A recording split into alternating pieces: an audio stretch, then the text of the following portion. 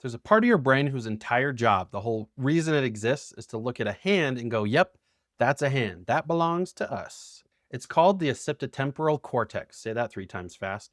You've never thought about it once in your life. It's been running in the background since before you were born, sorting the world into body parts and not body parts. And it has never been wrong because for 300,000 years, the menu of human body parts has been extremely stable. Arms, legs, hands, feet. That's the list. That's been the list the whole time. So some scientists in Beijing decided to walk up to that part of the brain, look it dead in the eye, and hand it a pair of wings. And the brain said, sure. So let's talk about this. 25 people, a lab at Peking University in Beijing, normal, a study that got published in Cell Reports this spring that I cannot stop thinking about. Here's the setup. You put on a VR headset, you look into a virtual mirror, and instead of your reflection, you see a bird-like version of yourself with 2 big rust-colored feathered wings coming out of your shoulders. Not wings plus your arms, not wings as an accessory. The wings replace your arms. You look down where your arms should be, and there's just wings. Your arms are gone. In the simulation, that's your body now. And then you learn to fly. They strap motion sensors on people so their real arm movements drove the wings, flap to take off, downstroke to climb, tuck on the upstroke. They even built a little aerodynamics model into it so the wings actually generated lift the way a real bird's would. And then they gave everybody homework, 4 sessions, 30 minutes each over the course of a week. Fly through these rings, hold your altitude, go faster, swat the falling balls. 25 adults in a lab, flapping their arms, learning to be birds. And I need you to understand, this is the boring part, this is the setup. What happened inside their heads is the part that made me put the article down and stare at a wall. I'll get there, stick with me, because on paper, this should not work. Your brain has a very firm policy about tools. When you use a hammer or drive a car or even wear a prosthetic limb, decades of research on this, your brain keeps a hard line. That's a tool. That's out there. That's not me. It'll get good at controlling the thing, but it never files it under body. There's always a border. Tools stay tools. So the reasonable expectation going in was the wings are a tool, fancy tool, cool tool, but the brain's going to do what it always does and go, that's a controller, that's not an arm, and file it in the tool drawer. That's not what happened. They scanned everybody's brain with fMRI before the week and after the week. Same brain, 7 days apart, one flying course in between, and after the training, that little body part recognizer, the OTC, lit up differently when it looked at pictures of wings, stronger on both sides of the brain. And here's the part. The neural patterns for wings started drifting toward the neural patterns for arms. The brain started filing the wings in the same folder as human limbs, especially on the right side, which is the side that handles body parts that aren't hands. The recognizer looked at a wing and a little piece of it went, limb?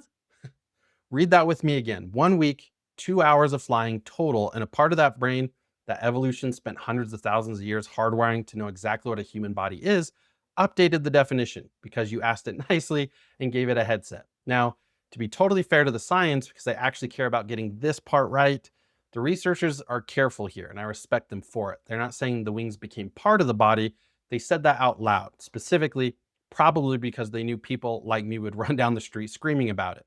What they said is that the brain's response to the wings became significantly more similar to a body part than it used to be. It didn't cross the finish line into this is my arm now. It moved toward the finish line. It ended up somewhere between arm and get this animal tail and tool. So it's not that these people grew wings in their soul. It's that their brain looked at something that has never existed on a human body in the entire history of the species, something no ancestors of yours ever had, and instead of rejecting it, it went, okay, let me make some room. That's the headline. The brain made room. The brain will make room for wings. Cool, great, no notes, everything's fine.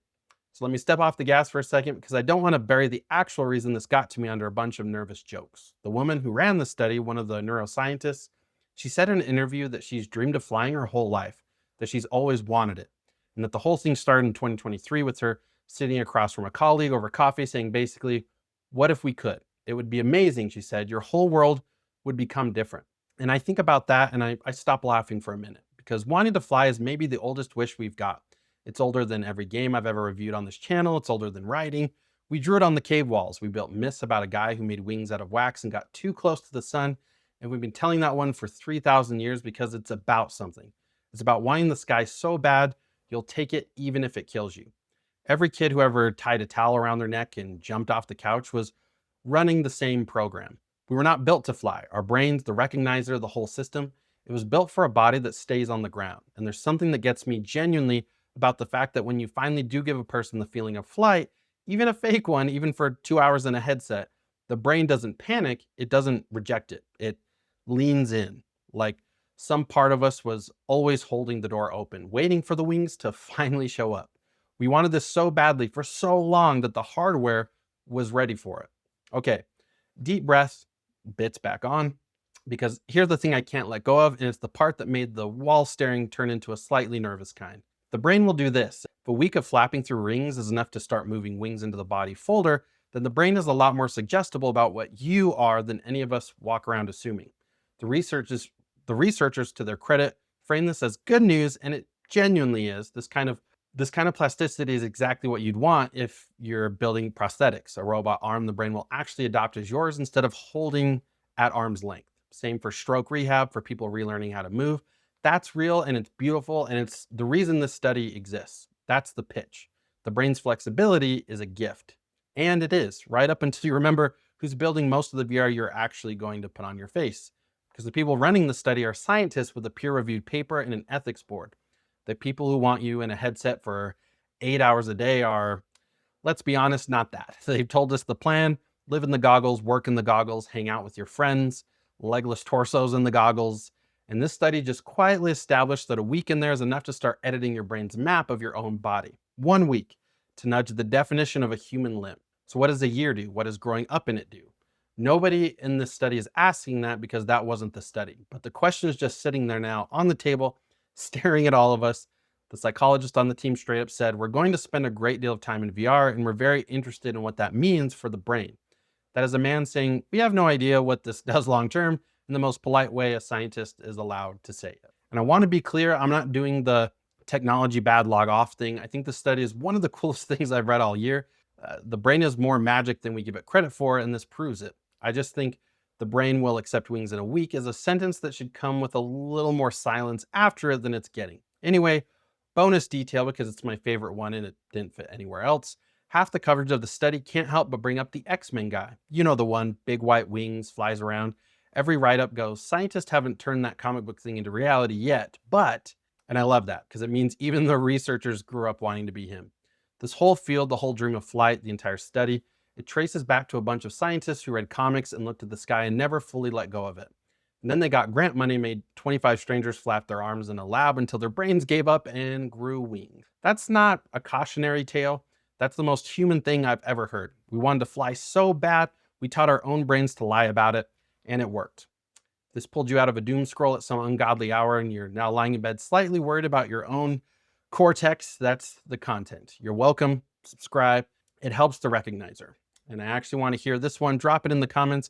If you could bolt one non-human body part onto yourself and your brain would just accept it in a week, no downside, what are you picking? Wings, a tail, extra arms, gills? Be specific, be honest, and no, you can't pick money.